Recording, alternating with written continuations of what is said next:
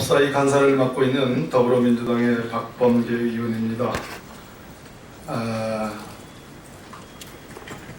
안철수 국민의당 후보에 관한 말씀을 드리러 이 자리에 섰습니다. 저는 지난번 박근혜 최순실 게이트 국정조사의 더불어민주당 간사였습니다. 제가 그 국정조사에서 일반적으로 불거졌던 의혹 외에 추가로 제가 문제를 삼았던 저의 국정조사를 관통하는 추가적인 키워드는 하나는 알자회였고요. 하나는 포스코 권오준 회장 포스코의 부실 문제였습니다. 관련해서 오늘 좀 말씀을 좀 드릴까 합니다. 안철수 후보는 공정경제를 말할 자격이 없습니다.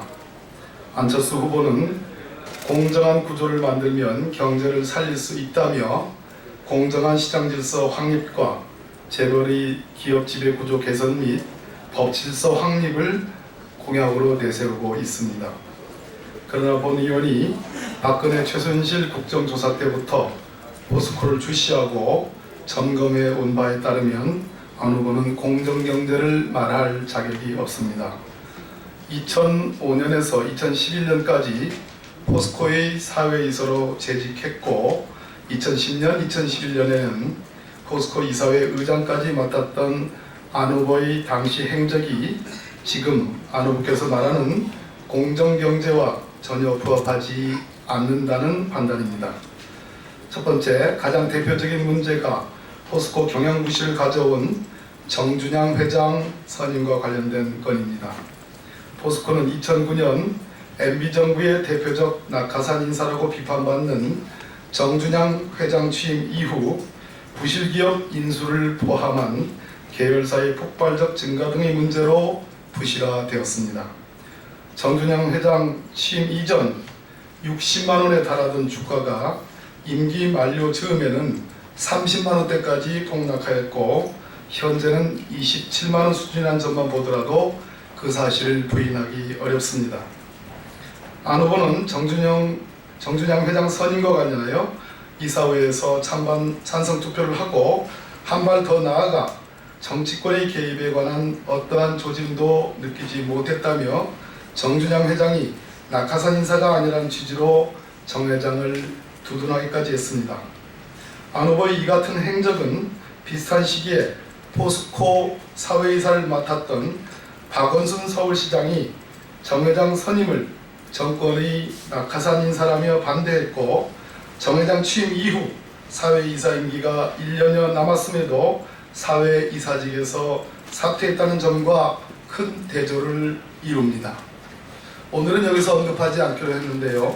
스톱옵션 문제도 박원순 서울시장과 안철수 당시 이사회 의장의 현격한 완전히 대변되는 태도가 있습니다. 두 번째, 다음으로 포스코의 성진지오텍 부실 인수에 관한 문제입니다. 성진지오텍 부실 인수 문제는 2010년 산업은행이 자신이 보유한 신주 인수권부 사채의 신주 인수권을 시가보다 낮게 성진지오텍 전정도 회장에게 매각했고 6일 뒤 포스코는 시가보다 더 높은 가격으로 성진지오텍 주식을 매입했다는 것으로 성진지오텍은 MB정권 인사로 알려진 전정도 회장이 소유한 회사여서 이와 같은 포스코의 부실 인수를 통해 전정도 회장이 막대한 이익을 챙기게 된 것입니다. 포스코가 성진지오텍을 인수할 당시 안 후보는 포스코의 이사회 의장을 맡고 있었습니다. 이 문제와 관련하여 최초로 문제를 제기한 사람이 현재 안 후보 소속 정당인 국민의당 박선숙 의원입니다. 박 의원은 2010년 국감에서 포스코의 주식 매수와 산업은행의 신주 인수권 매각은 상식적으로 이해할 수 없는 수상한 거래라며 국내 최고의 기업과 은행이 어떻게 이런 계약을 하게 되었는지 제3의 힘이 작용한 것은 아닌지 철저한 추가 조사가 필요하다고 강하게 지적한 바 있습니다.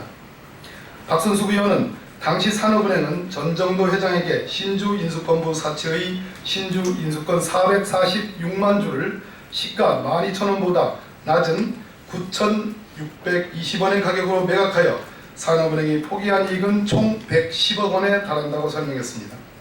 그리고 포스코가 성진지오텍의 주식 440만 주를 사들여 계열사로 편입할 때에는 시가보다 높은 16,000원을 적용 프리미엄을 과도하게 지급했다고 밝힌 바 있습니다.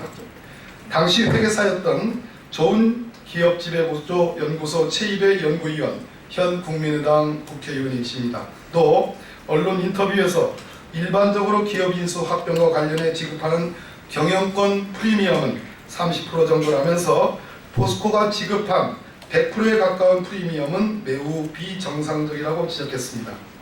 성진지오텍은 키코로 인해 3천억 원이 넘는 대규모 손실을 입어 당시 부채 비율이 무려 6,914%에 달할 정도로 재무구조가 안 좋았다고 말한 바 있습니다.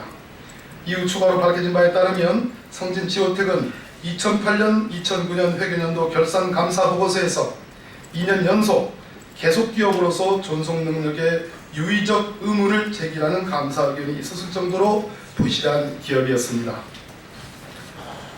포스코에 인수된 성진지오텍은 2년 연속 당기 순손실을 기록했고 결국 포스코는 성진지오텍의 경영사정이 계속 악화되자 2013년 다른 우량 계열사인 포스코 플랜틱과 합병합니다. 그러나 포스코는 성진지오텍 인수 뒤에 2010년 10월부터 2015년 3월까지 사회에 걸쳐 5천억 원을 가까운 돈을 지원하고서도 경영 악화를 막지 못해 결국 2015년 5월 26일 워크아웃을 신청해 워크아웃에 이르렀습니다. 이 모든 과정을 종합을 해보면 현재 문제가 되고 있는 삼성물산과 제일모직의 인수 합병에 있어서 국민연금이 어떻게 판단했고 어떻게 결과로 작용했는지와 뭐가 다릅니까?